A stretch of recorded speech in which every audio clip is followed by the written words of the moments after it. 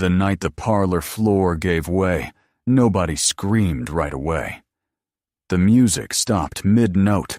A blue lick of flame crawled along the seam of a gas sconce, and every voice in the golden rose held itself like a breath.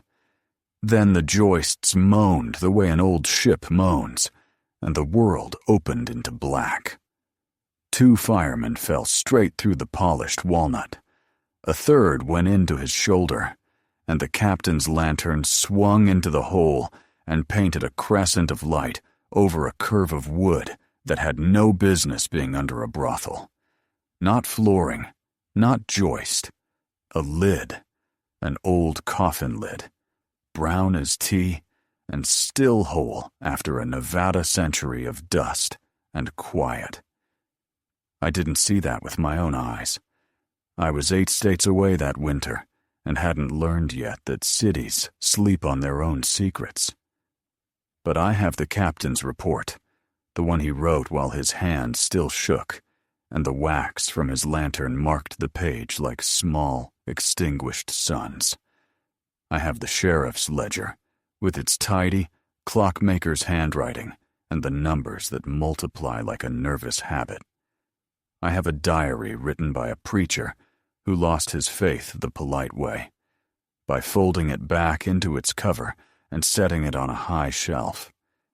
And I have another diary, the one that matters, written on paper so cheap the ink wandered in the fibers, a young woman's small, steady hand saying in 100 ways the thing nobody in Silver Creek wanted to say once they saw what was under the floor. The dead had been there first. Silver Creek did not begin as a town so much as an argument with the earth. You could hear the argument from miles off, the stamp mills pounding ore to flour, the bellows and the steam, the horses down to their foam, the boy with a shovel chasing his father's boots into a tunnel and coming out gray to his teeth. They called the excitement the Silver Rush, but that makes it sound like a season, something that arrives in polite months and then leaves without a mess. It was a fever, and like every fever, it drew the thirsty and the lucky and the men whose luck had turned and promised to turn back if they could just touch coin again. Into that fever, late in the summer of 1870, came the Everhart sisters. Greta Everhart stepped off the stage with the bearing of an actress and the practical mouth of a banker.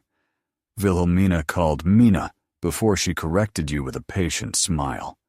Looked like a Sunday school portrait, small and neat, her hair pinned with the exactitude of a seamstress who refuses to waste thread. Margot trailed a half-step behind, a quiet shadow with a habit of watching a person's hands when they spoke, as if truth lived in fingers rather than faces.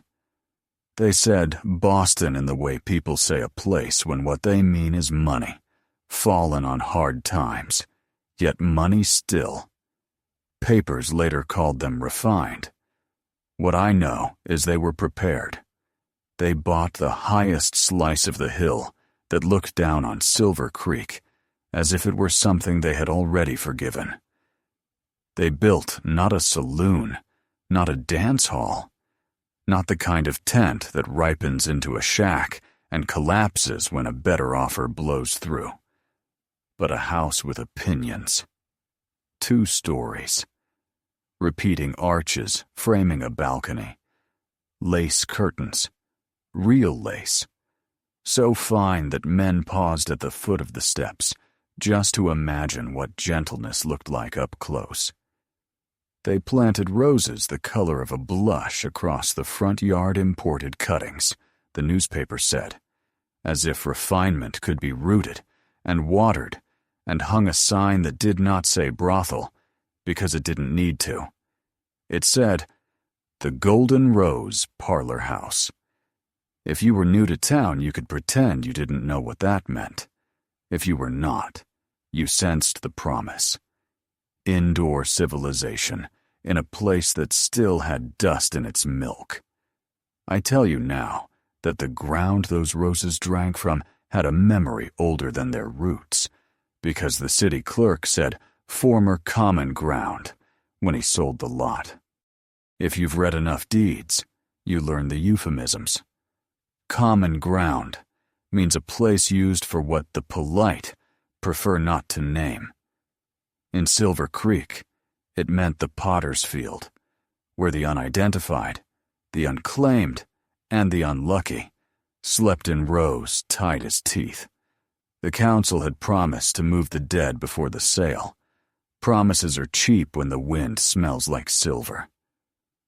Greta handled the paperwork herself and donated a sum to the church the same afternoon. Mina visited the schoolhouse and gave the teacher a box of books for the moral improvement of the little ones. Margot wrapped a small loaf of sweet bread and carried it 2 doors down to a widow with a cough. If you are building a house whose business depends on being forgiven at a distance, you begin with gestures that look like grace. The first women arrived in October on a stage that pitched like a schooner through powder dust. Sarah Mitchell from Ohio, Emma Caldwell from Tennessee, Mary O'Brien from New York, and 3 others no records will admit to at first. They stepped into rooms that did not look like punishment. A washstand with a white basin, a quilt that spoke of hands and winter afternoons, a mirror that did not lie. Mina led them from room to room with a mildness that could pass for kindness or discipline, depending on the light. Greta kept the books and the rules. Margot watched. If you had asked anyone in town that autumn what they thought of the golden rose, they would have used words that sit comfortably in a mouth: respectable, discreet, well-managed, a relief. The sheriff, a young man named Thomas Brennan, who still believed that rules were a matter of explanation rather than force, noted in his book that the house paid its fines on time and kept fights to a minimum. The new doctor, Henry Ashford, fresh-faced and eager, came once a month to check on the women, like a man inspecting a carriage he worries he cannot afford to repair. The Methodist preacher, Marcus Webb, visited by invitation to say a prayer in a parlor that smelled of lemon oil and not of anything a man would feel compelled to confess. He wrote later that he was surprised by the order of the place. Even sin, he noted to himself, seemed to prefer a clean tablecloth. None of them saw the wires stretch. None of them noticed when the cage door clicked. The Everharts did not hire from town. That was policy stated like courtesy. We would never deprive a community of its daughters, Greta said once at a supper for the mine superintendent's wife. Instead, they placed small advertisements in papers, 2, 3, 5 states away. Opportunities for ladies of refinement, wages prompt, instruction in etiquette and conversation, safety and dignity. Assured.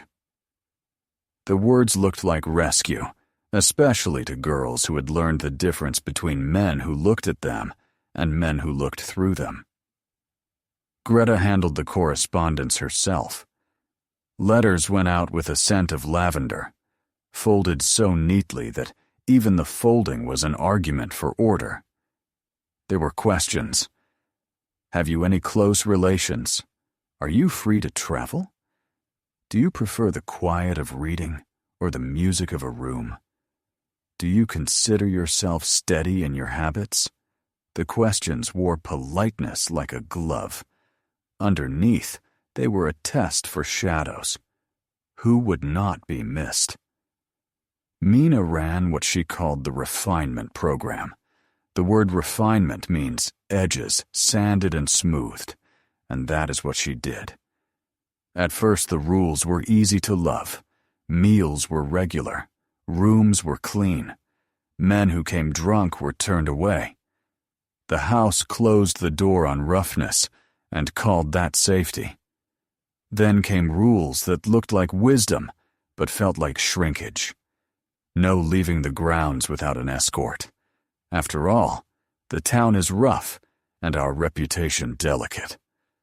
All correspondence must be reviewed, not to invade privacy, perish the thought, but to preserve decorum. Friendships among the staff are encouraged, but cliques can be sharp and quarrelsome, so let us limit private meetings to common rooms. These are reasonable rules, in the way a boot is a reasonable instrument, until you discover it is on your neck. Margot handled what Greta called only once, and never on paper, the quieting. She never raised her voice. She did not slap or kick or throw. She withheld. A day without dessert, 2 days without company, a week without a letter that had arrived but must have been delayed. She found each woman's private ache and put a finger on it, just enough pressure to teach the body to surrender the pain it could not bear to keep. When a girl melted into the shape the house required, there was praise and a small privilege, a ribbon, an afternoon to walk the gardens, a book with her name written in a clear, elegant hand. When a girl asked questions, the reward stopped until questions felt like hunger, and hunger felt like guilt. The genius of the place was not that it held people down, but that, one rule at a time, it trained them to lie flat. No one outside noticed for the same reason people don't notice their own pulse. It was constant and internal, and certain assumptions rode over it. The assumption that a clean house is a good house, that women who smile are women who are content, that if a woman leaves town without a fuss, she must have left willingly. That decency can be measured by how well someone arranges flowers. A boy noticed first. They often do, not because they are wise, but because they are simple in their wanting. Jack Sullivan worked at the assay office, barely shaving and already bargaining with the future. He fell in love with Sarah Mitchell because she looked at him as if the word man might someday belong to him without apology. He asked for her hand, with the shaking bravery of boys, certain their lives are meant for large things. Sarah cried in a way that makes men overconfident, and said she would need permission. A day later, Greta met Jack in the parlor, and said Sarah had been offered a fine position in San Francisco, and that the Golden Rose always encouraged upward mobility. It was a small lie with big bones. Jack wanted to say goodbye.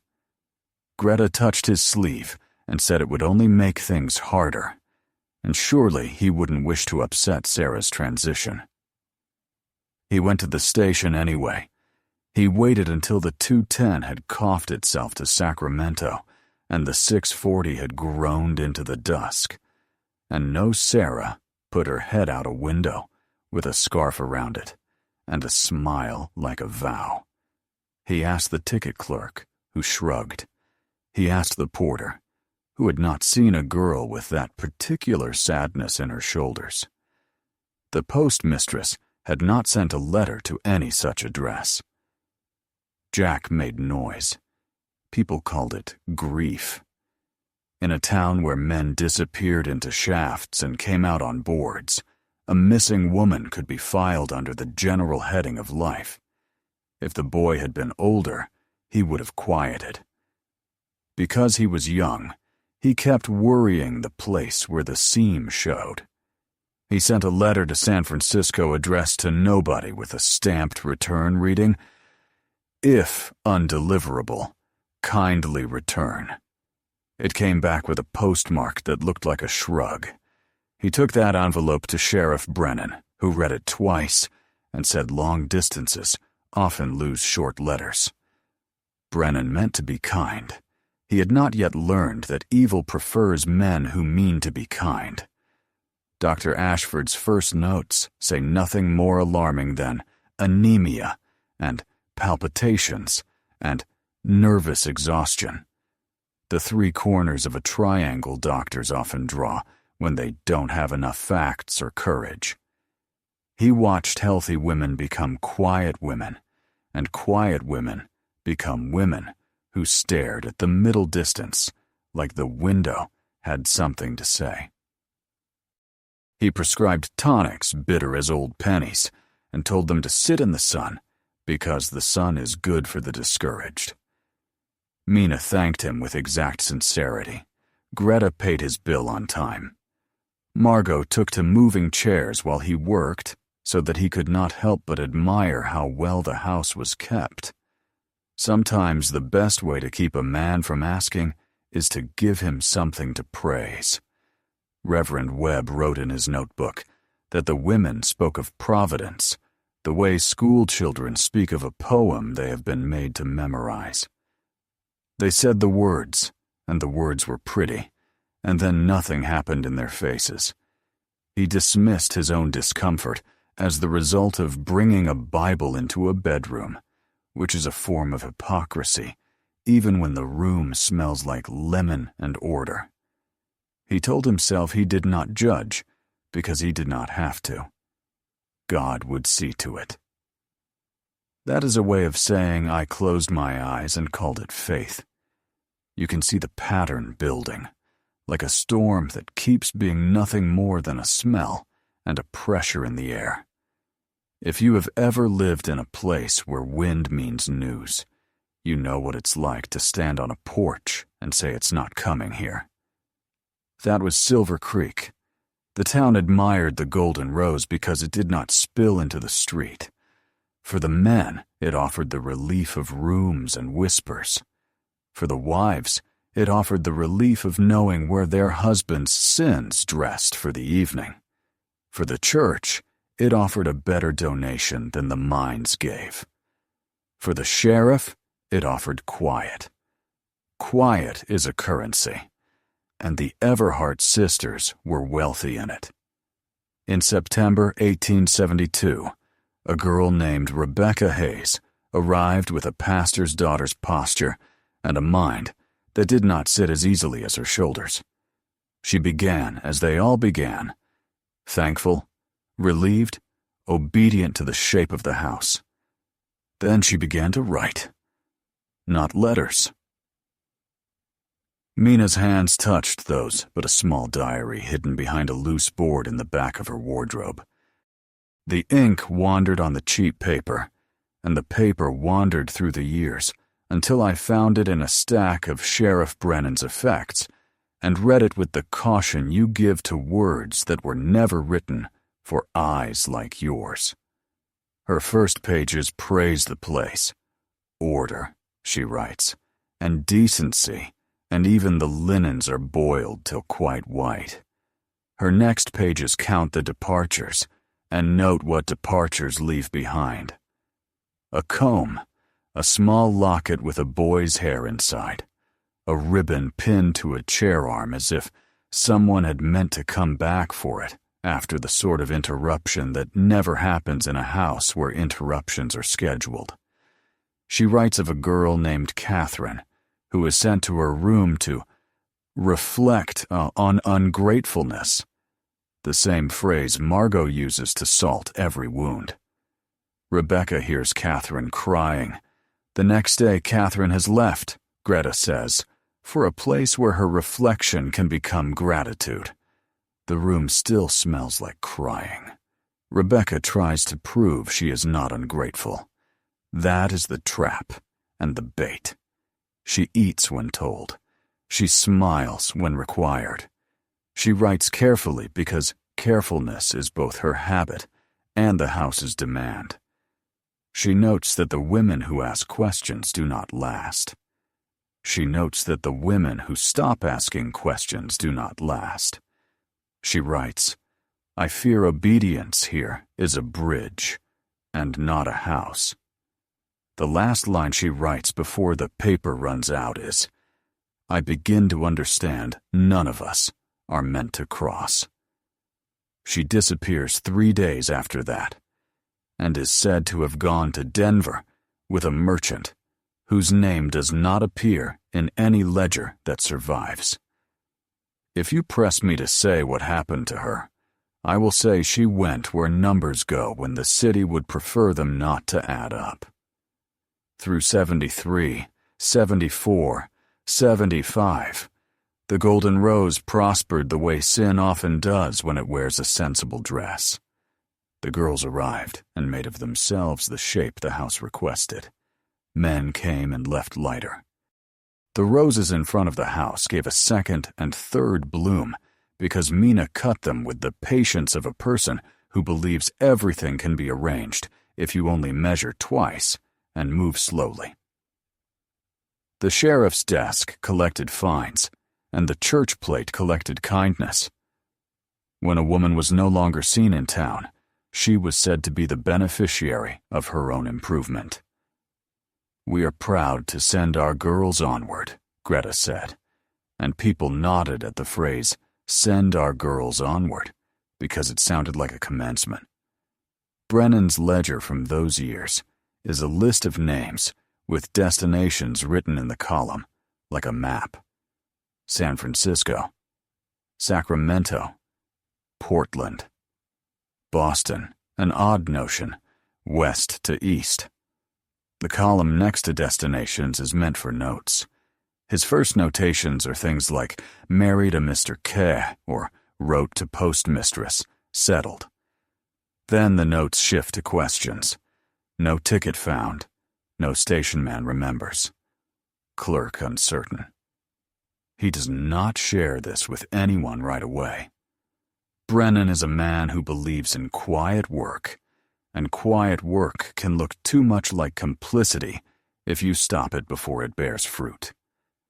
The first splinter in the perfect table arrived by accident, which is how truth often gets past the doorman.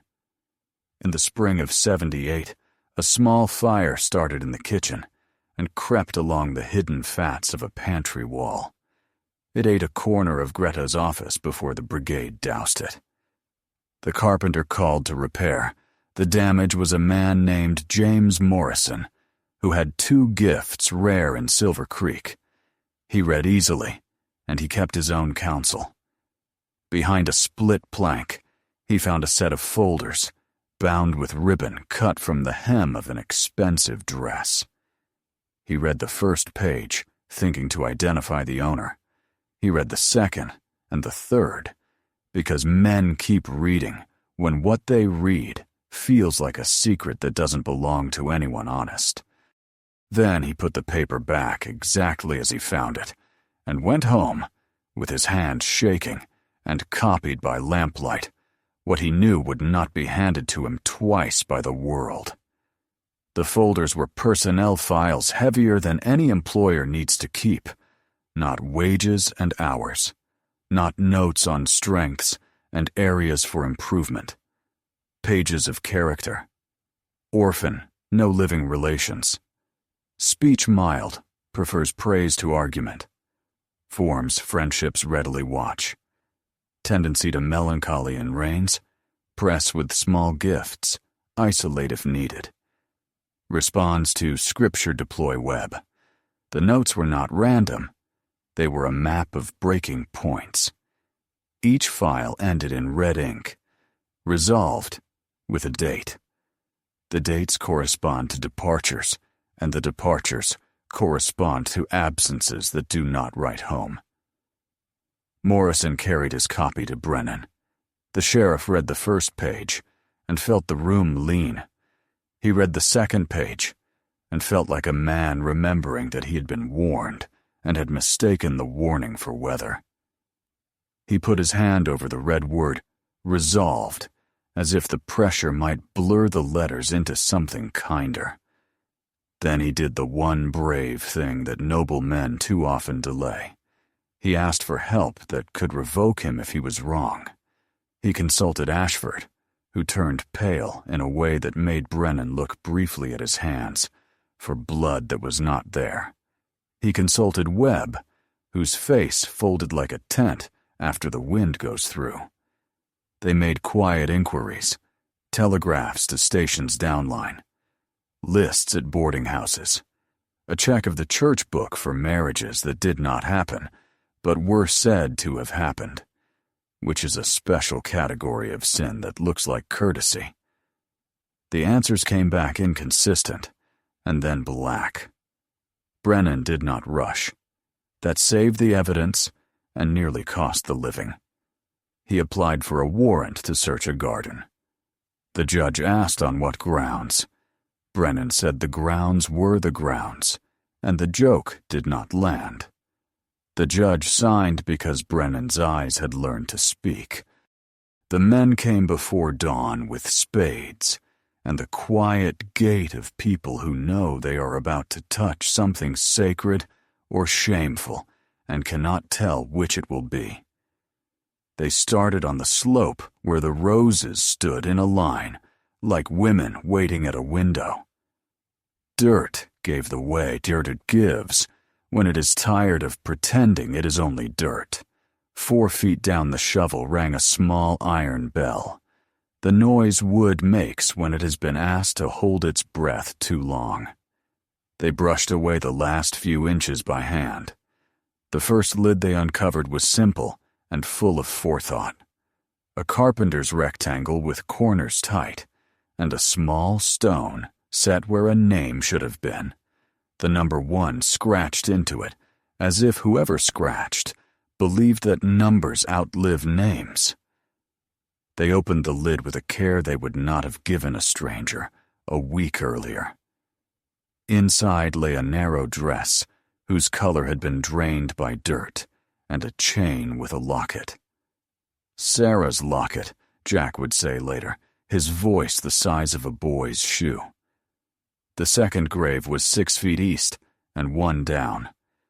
The third was in line with the first and had a number on its stone you would not want to see if you kept counting.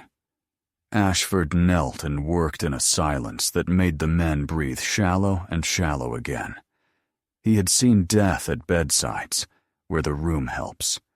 The earth has no bedside manner. He said later that he could not swear to poison without flesh to whisper its telltales. But he knew what arsenic looks like when it moves through a life. The pallor that glows like candle wax, the hair that loosens in surprise, the eyes that forget how to ask light for anything. He knew, too, what fingers leave when they have clawed at a lid they are sure is a ceiling. In one grave, a wrist bone showed a groove as neat as a split in a melon rind. He put his hand over it, the way Brennan had put his hand over a word in red. They found 13 that day. They found the rest across a week that moved through the town like a smell you cannot wash out. Each coffin had a small stone where the head would lay. Each stone bore a number. The last number was 97. Men who had not prayed since the day they went to work cried anyway. Webb's voice failed in Psalm 23 when he reached the line about the valley and the shadow, not because he doubted the Lord, but because the valley and the shadow had moved under his feet. While the garden opened its mouth, the house showed its throat. Behind a false wall in the cellar lay a room no paper lists, and every truth requires. A table with maps and pins. A correspondence file that would be called comprehensive if it lived in a law office. A ledger with 2 faces. Ledger 1 listed the business of an orderly vice sheets and bottles and the annual inspection of the furnace. Ledger 2 was a map of absence. Contract 14 settled. Contract 32 settled. Contract 73 settled, an initial that belonged to a clerk in the sanitation office. The row of numbers ended where the stones ended. If you do not believe in hauntings, you should look at that page and tell me your unbelief feels as sturdy at the bottom as it did at the top. You would think that such discoveries would produce instant justice, the way fire produces heat. But men have to move for justice to happen, and men are heavy when they are ashamed. Brennan moved. He gathered his deputies and went to the Golden Rose to put hands on wrists and say words that stop people. The house was empty. Sheets folded. Mirrors covered with cloth, as if there had been a death. The safe open and swept. On Greta's desk, 2 tickets, neither punched, to San Diego by way of Los Angeles, left there like a dare or a mercy. Mina's dress trunk sat open with nothing in it but pins. Town rumor turns quick. First the sisters were framed. Then the sisters were saints who had cared for girls too sick to save, and had saved the town the scandal by burying them decently. Then they were demons who had drunk blood in the parlor while the girls sang upstairs. The truth is colder. They were accountants of despair. They took in a kind of girl the world does not hurry to protect. They learned how long a body can be taught to say yes before it dissolves. They learned that poison has a calendar and strangling has a clock. They wrote it down because some people cannot rest until the cruel thing is arranged. Brennan made the mistake kind men make when they have found their own rage. He told too many people he intended to pursue, and the news traveled faster than the ore carts. Still, he had enough lead to follow. The bank said Greta had withdrawn funds 3 afternoons in a row, smiling as if money were a favor she did not expect to be granted, but would not decline. A Wells Fargo man in Carson said 3 women bought seats under plain names and looked at their shoes when he met their eyes. A boarding house in Stockton reported 3 ladies who paid in advance and never asked about breakfast. 3 months later, January wind at the border. The Mexican rurales found bodies in a ditch where arguments end without lawyers. 2 women, shot. 1 woman, alive and bleeding. Names travel poorly between tongues. It took a day for the message to cross to San Diego, and another half-day for Brennan's reply to cross back, saying hold the survivor, hold her like the last rung on a ladder. Margot Everhart lay in a narrow bed, with a fan stirring the odor of antiseptic into the air, and told the nurse she would say what she could say if someone would let her stop sleeping with her eyes open. She said Greta planned and Mina perfected, and that she had been the hinge, not the door. People like to tell stories in which the youngest is innocent. That is not what Margot claimed. She said she had done what she had been asked to do, then what she had been told to do, then what she imagined she had to do when no one spoke at all. She said the argument at the border was about continuing. Greta had a place in mind in Sonora, where money and silence get along. Margot had discovered that the human heart can go on beating after it is not fit to live in. She threatened to walk into a sheriff's office and fall on her knees. Mina reached for the pistol Greta kept wrapped in a scarf. 3 shots later, the night had decided who would live to speak. They extradited Margot. California held her long enough to get her onto a Nevada coach, with irons hidden under a blanket like a polite lie. Carson City had never seen so many newspaper men at once, and would not again until the next scandal, which is how towns help themselves forget. You could fill a book with the transcript, and some of us have tried. The prosecution brought the ledgers and the stones and the locket and the map with pins. They brought Jack Sullivan, a little older and a lot smaller. They brought Reverend Webb, who looked 20 years gone from the man who had first taken off his hat in Mina's parlor. They brought Ashford, who stood to testify and sat down again to drink water, and stood again because he wanted at least once in his life to say clearly what he had failed to say when it mattered.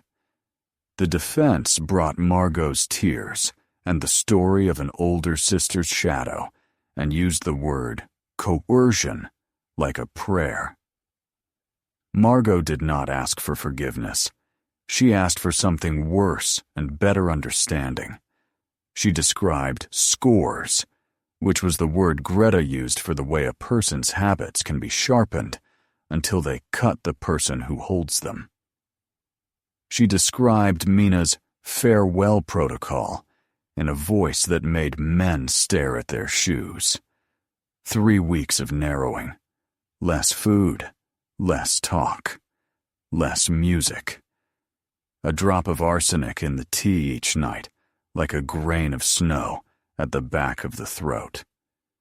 They were easier to comfort at the end, she said, and nobody wrote for a full half-minute because their hands wanted to be somewhere other than on paper.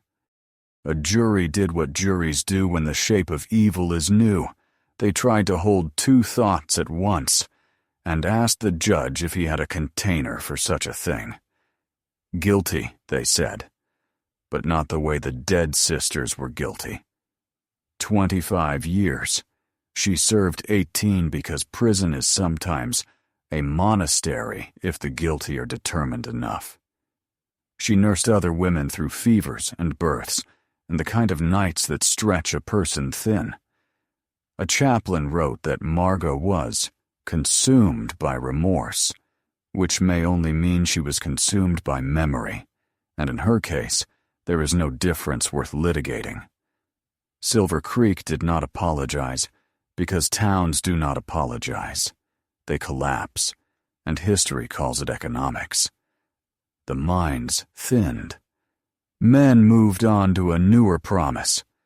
The Golden Rose came down under the swing of hammers that sounded like penance. The lot went empty and stayed empty because laborers refused to eat lunch on it. Someone planted a square of green and set a stone. Someone else with a longer view raised a fence and said memorial. So later people would know where to let their eyes get wet. Under a live oak that does not belong in that climate, 97 small markers stand in rows. Some have names. Some have the number Margot wrote on the underside of the lids in chalk, the only tender thing she did that no one argued with. If you visit, you will find that the wind at the hilltop has an opinion about how long a person should stand thinking about someone they will never meet. Stay past that, and you will learn something else. The story does not want to end with a sermon. It wants to end with a sound. Tap, tap, tap. Tap, tap, tap. Tap. The pattern the girls heard in the floorboards in the quiet hour before music. The code the living invented when they found themselves under something heavy. The dead were not sending messages. That is a comfort the breathing like to give themselves. The living were, from below, where they could still be counted. I have told you the things that can be told without ledger and stamp. There are the other things, too. The ones that make this a story Americans recognize, even when the town has a different name and the currency is not silver. The prettier the building, the more reason to ask what it sits on. The cleaner the ledger, the more careful we must be about what is counted and what is only named. When a place asks to review your letters, it intends to edit your life. When a system makes a person earn dessert, the dessert becomes a leash. When a city sells former common ground, it hopes someone else will pay the receipt the dead already wrote. I will tell you one last piece, because an ending ought to match the beginning in a way that lets the world feel round, even when it is often cruelly flat. Years after the trial, Ashford lectured at a medical college in San Francisco on the detection of arsenic in the living.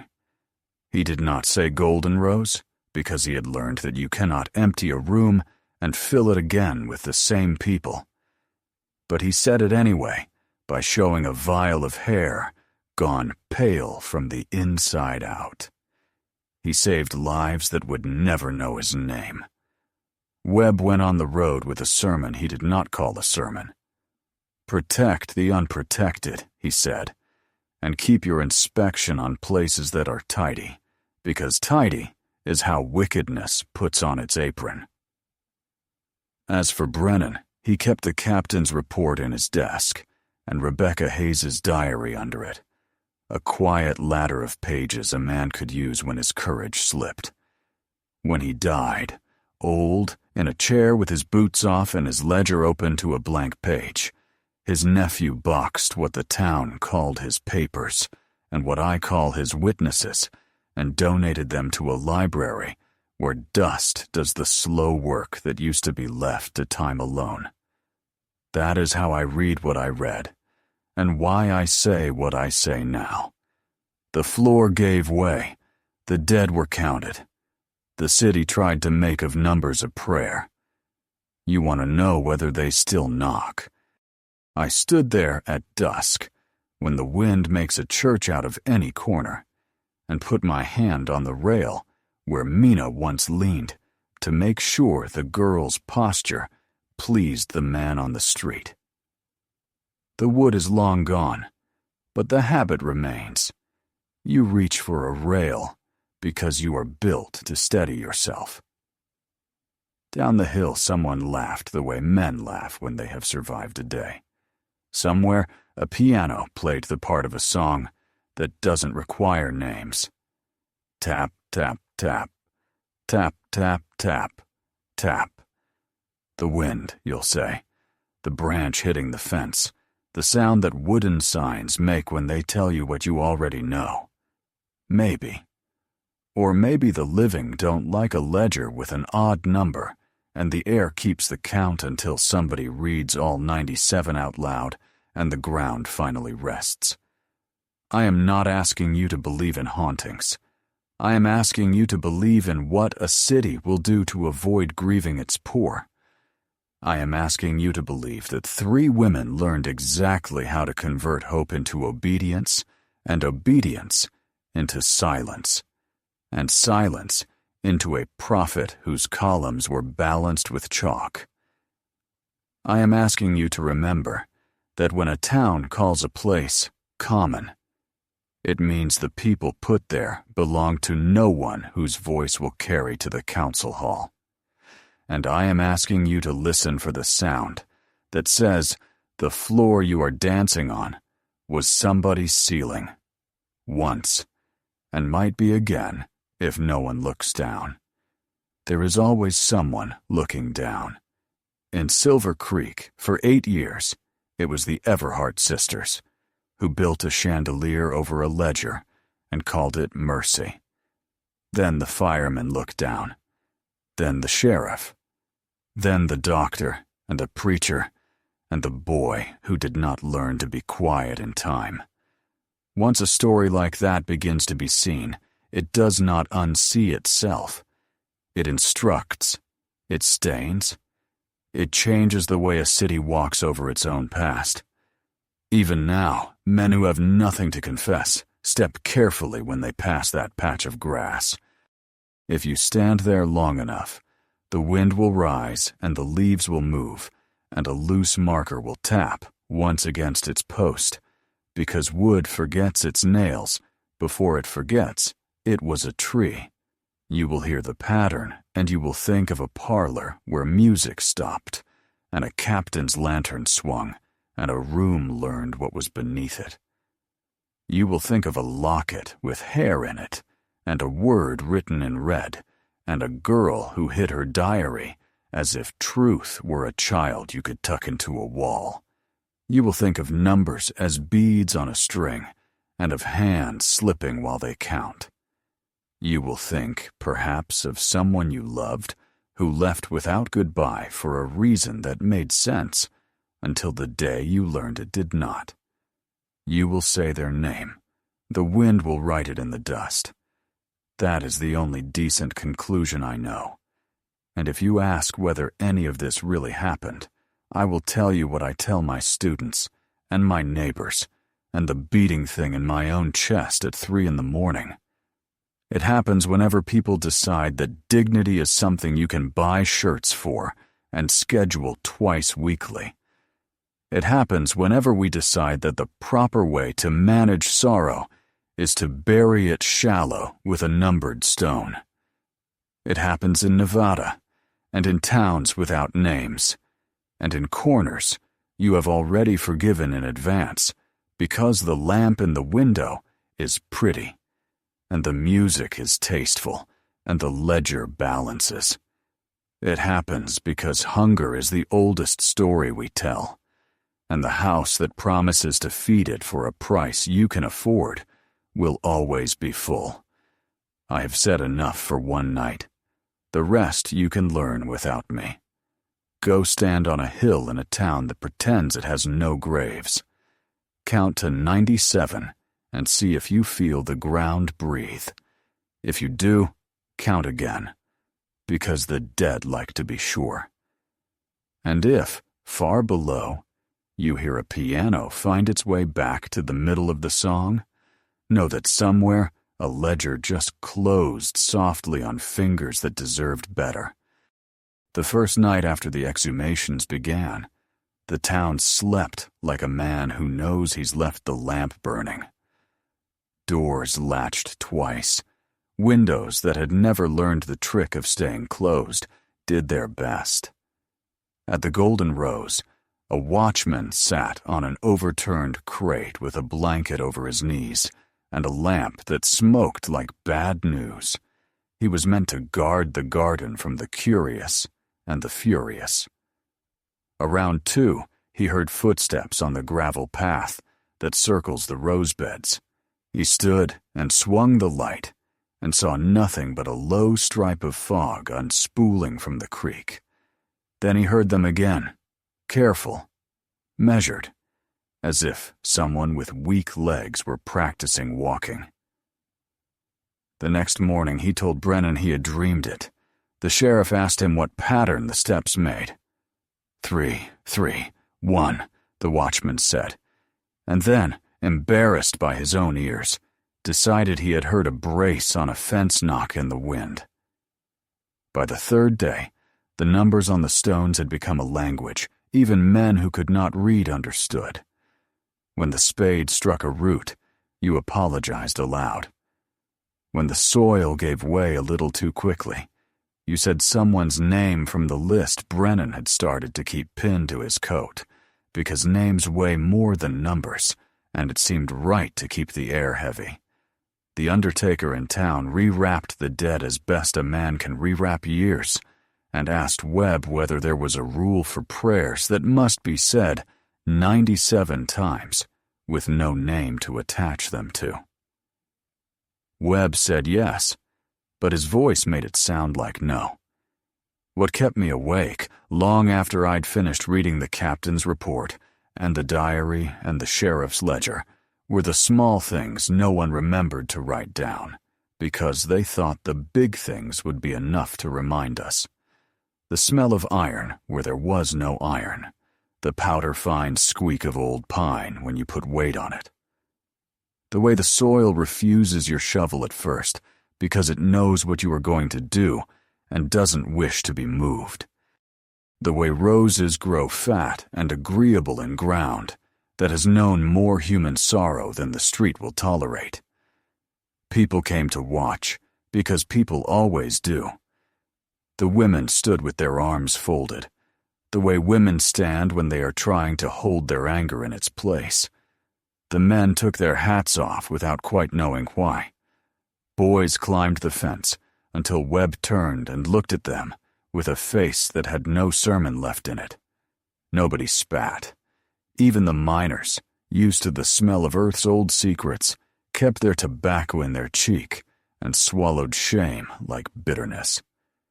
Brennan knew there would be a moment when the town, which had been happy to let the sheriff carry the indecency, would try to hand it back to him. It came on the 4th day, when a delegation of shopkeepers asked whether it wouldn't be more decorous to move the work behind canvas. Brennan said there had been too much canvas already, the kind you pull over something you plan to ignore. He let the men argue themselves into a circle, then stepped into the middle and asked how many of them had wives who sent their girls to the Golden Rose for charity dinners because they served a decent roast and called it community. The men went home and set their plates on the table without appetite. You want grisly details. Your body thinks it needs them because it mistakes horror for information. I won't oblige. It is enough to say Ashford learned more about arsenic in a week than he had in a year with his books. He had a copy of Taylor's On Poisons sent from San Francisco, a volume that smelled like a church where the candles had been allowed to drip. The Marsh test and the Range test were not instruments a small-town doctor could wheel out in a garden with the newspaper watching, but he could look at hair and see the snow that falls from the inside out. He could look at a bone and see where the rope lay and how long, and with what patience the person who tied it learned to tie such knots. Silver Creek did the thing that respectable towns do when they discover they have been standing on something they should have been kneeling beside. They built a committee and hired a stenographer. The committee took statements from men who had not slept and men who had not stopped drinking. It took statements from women who had thought they were telling themselves ghost stories and learned that ghosts are often the honest ones. It took a statement from James Morrison, who brought the copies he had made by lamplight and set them on the table as if he had been asked to bake a pie. The committee thanked him and did not write his name on the front of its report. That is how committees tell you they wish you had been less necessary. In my copy of that report, there is a page that looks like any page until you hold it to the light. It shows the faint square of an envelope that once lay pressed between that page and the next, long enough for the ghost of its edge to transfer. The envelope is gone. The report says that certain communications, this phrase means letters that would have changed someone's mind, were retained for private review. I know where one of those letters went.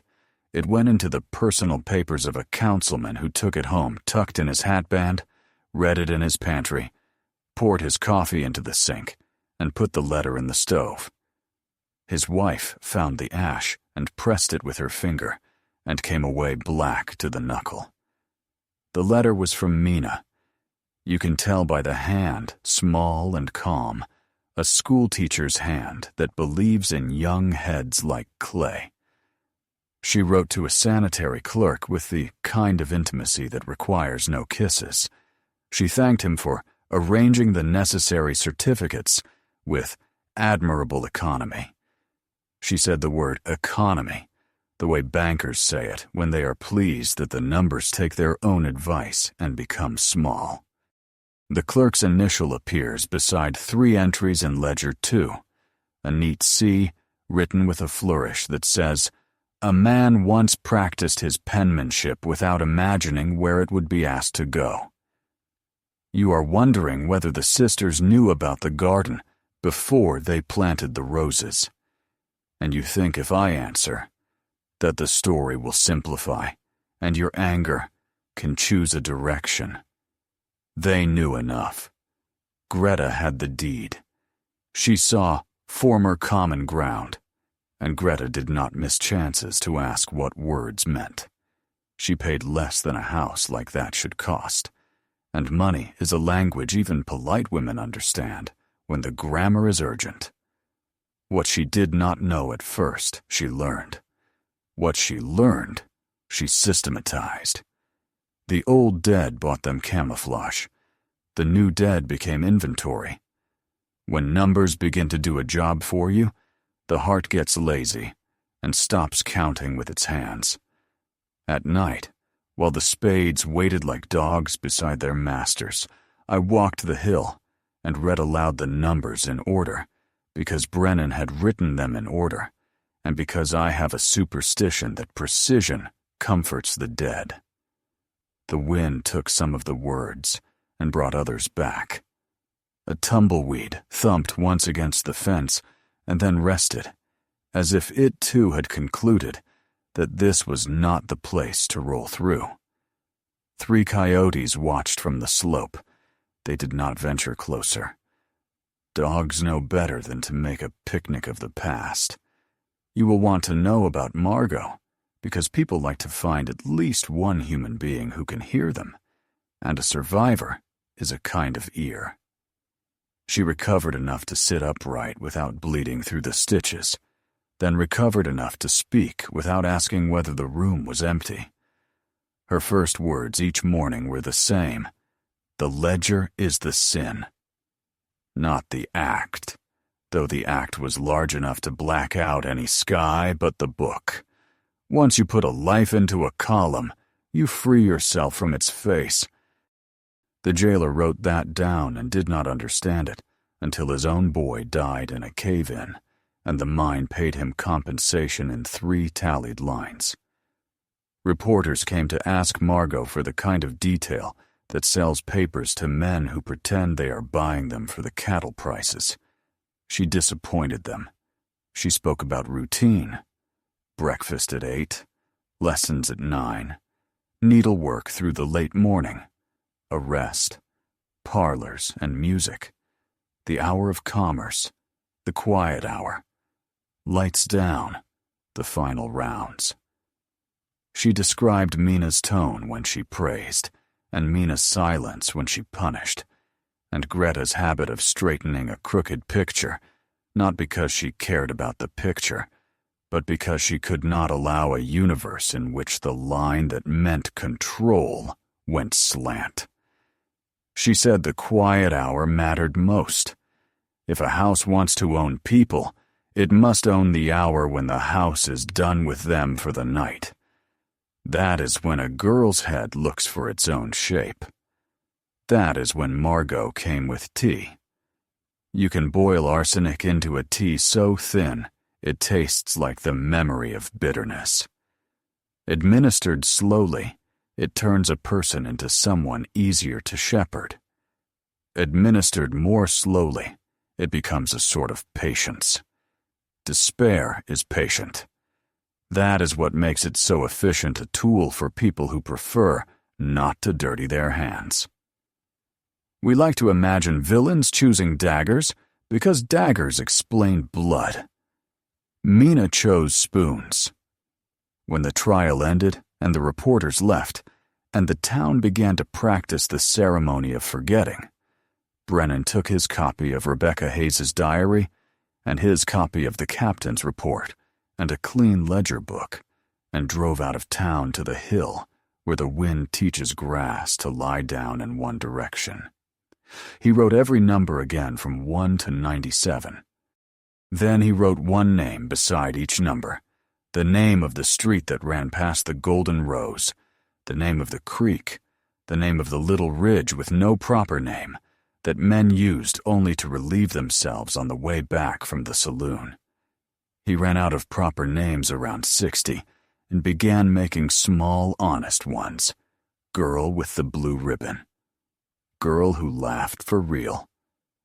Girl who signed her letters, "You're obedient." The last name he wrote was girl whose diary made a ladder. In the decades that followed, people came and went the way they always do, but the story did not leave because it had been nailed down. Families who lost daughters in other places mailed locks of hair and asked whether the hair would pull towards the hill like iron. It did not. Silver Creek turned thin, and then polite, and then historical. The spot where the Golden Rose once took men's breath and women's wages became a place where the city's brochure sent visitors who liked to be moved by something older than themselves. The memorial was modest, because modesty looks like respect, even when it is thrift. Children rode their bicycles past and did not know why their fathers told them to slow down. When I went to the archives to look for the rest, a woman with a pencil behind her ear asked what sort of story I thought I was telling. I said one with numbers and weather. She said, "Those are the reliable kinds. The others require miracles." She found the council minutes from the day the lot was sold and put them between us like a thin, dishonest sandwich. The vote took 12 minutes. The argument occupied 3 of those. A councilman who would die 6 years later of whiskey and pneumonia asked whether the city had funds to move the dead. Another councilman, who would die 12 years later of a clean conscience that fell off all at once, said the city had funds to buy lamps for the main street, and lamps would benefit the living. The clerk recorded the laughter in a phrase, "general approbation," that does not taste like laughter unless you grew up eating such words and learning to swallow. I found a letter from Webb to a colleague in Carson, sent 1 year after the exhumations, a quiet, tired letter, written by a man trying to bind his faith together with twine. He wrote that he had been wrong to be surprised by order. "Evil," he wrote, "often comes with straight edges and polished brass.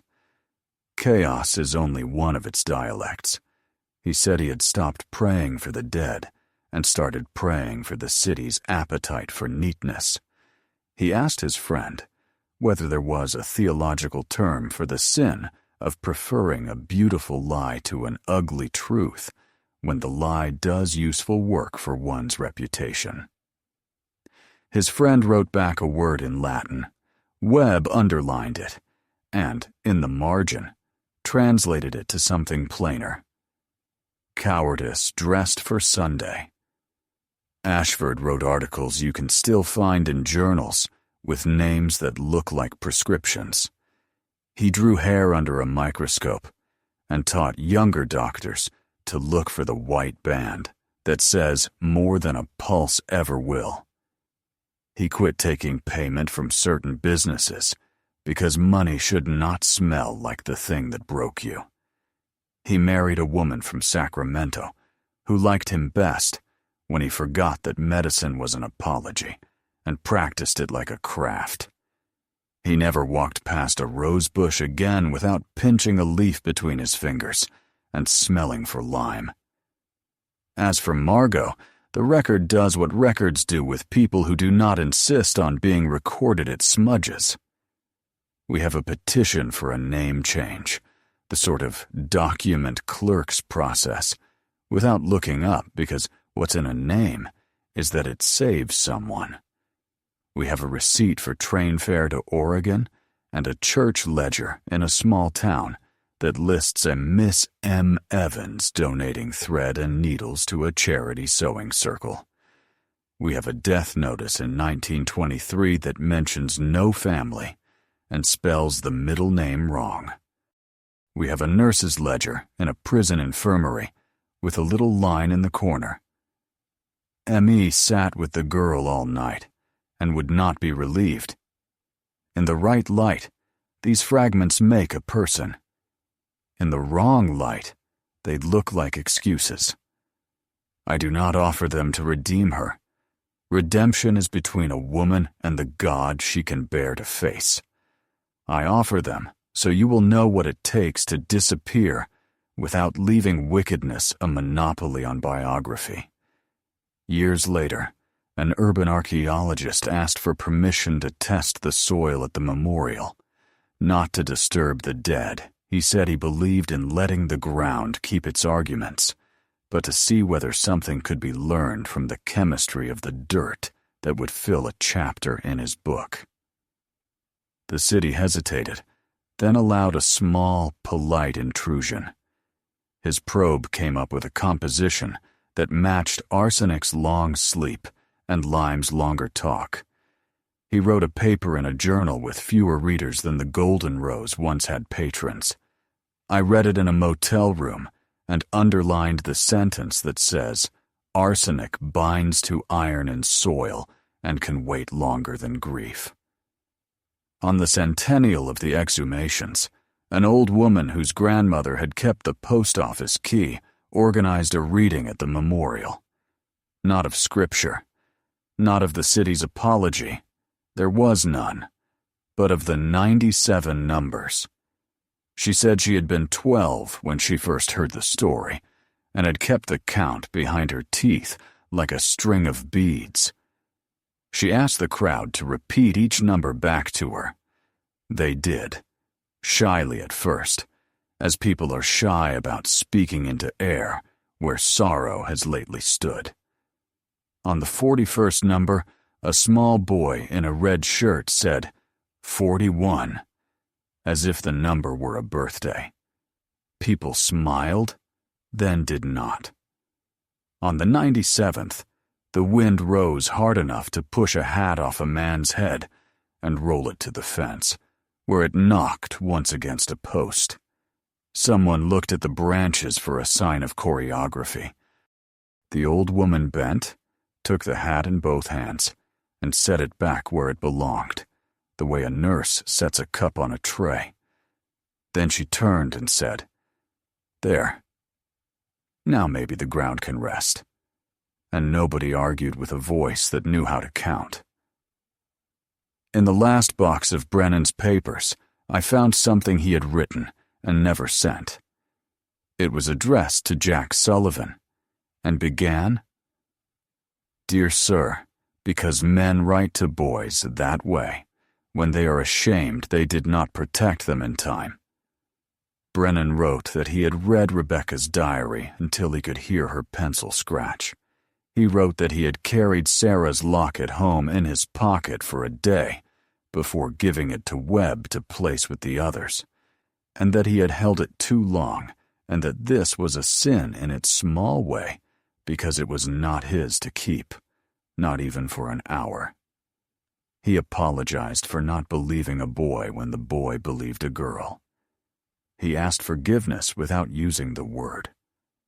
The letter ends where letters end, when a man's courage outruns his ink. It ends with the weather.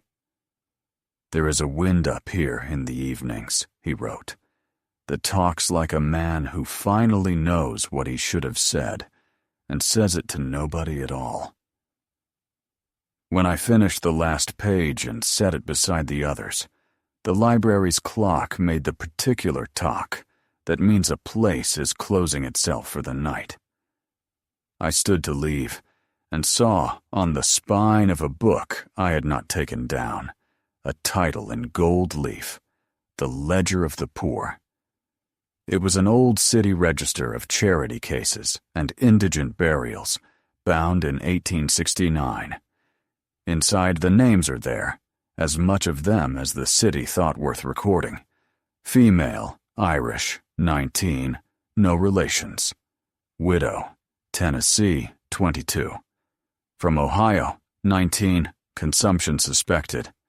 Numbers are written in the margin, not the one to 97 you and I know now, but a set that corresponds to the order in which bodies were laid in the potter's field, before any rose ever grew there. The men who wrote those numbers were doing a decent piece of work as they understood decency. They meant to keep track. The sisters took what had been meant for remembrance and taught it to forget. That is the difference between a ledger and a contract. A ledger wants to recall. A contract wants to conclude. Resolved, in red ink, across a life. If you want a haunting, this is the closest I can give you without lying. In the archive, there is an old phonograph cylinder, cracked, with a label so faint you need a raking light and patience to see what it says. Golden Rose, Night Ambient, 1903. Some theater company, rehearsing a historical pageant no one now remembers, set a recorder on a windowsill near the hill to capture the sound of the town at dusk. The cylinder is damaged. The playback stutters, whispers, stops, and begins again with the sigh of wax admitting it is tired. Under the wind and the distant piano that is not really there, you can hear something like a gentle hammer striking, then pausing, then striking again. When the archivist smiled at my face and rewound the cylinder to humor me, we counted along on 2, 3, 1, 2, 3, 1, until the wax squealed and the sound gave up. On the next take, it wasn't there. Weather. Chance. A loose shutter somewhere on a street now demolished. Believe what helps you live, but be honest enough to call it belief. The last time I climbed the hill, I brought 97 small stones in a bag, taken from a dry riverbed a county over, because theft from one place might pay a debt in another. I set them in a line along the fence and walked them like a sentence. At each 10th stone, I stopped and said a plain word. Bread, water, hand, letter, mother, sister, bed, light, window, sky. Webb had written once that God is a very simple listener, and perhaps grief is too. When I came to the 97th, the stone had cracked in my pocket at some point on the climb and left a dust that made the inside of my coat smell like the inside of old things. I set both halves on the post and did not try to fit them back together. Some breaks show the grain. That is their honesty. I do not know whether this is the ending. Towns insist on continuing. Soil insists. The story people tell themselves about the Everhart sisters depends on what they need to be warned against. If you are a man in love with order, it warns you that your love can be used like a tool. If you are a woman who has learned to flatter rules in order to live under them, it warns you that rules have teeth. If you live in a city that likes its books balanced and its corners right, it warns you that numbers make poor prayers. If you are the sort who keeps diaries on cheap paper and tucks them behind boards, it tells you that sometimes words escape the wall. As for me, I leave you where the music stopped. The parlor floor sighs. The lantern moves. Men shout not because they are brave, but because their bodies need a job in the face of awe. Wood meets glove. A gloved hand learns the curve of a lid too late. Later, much later, somebody reads a list out loud, and the wind makes a small grammar of its own.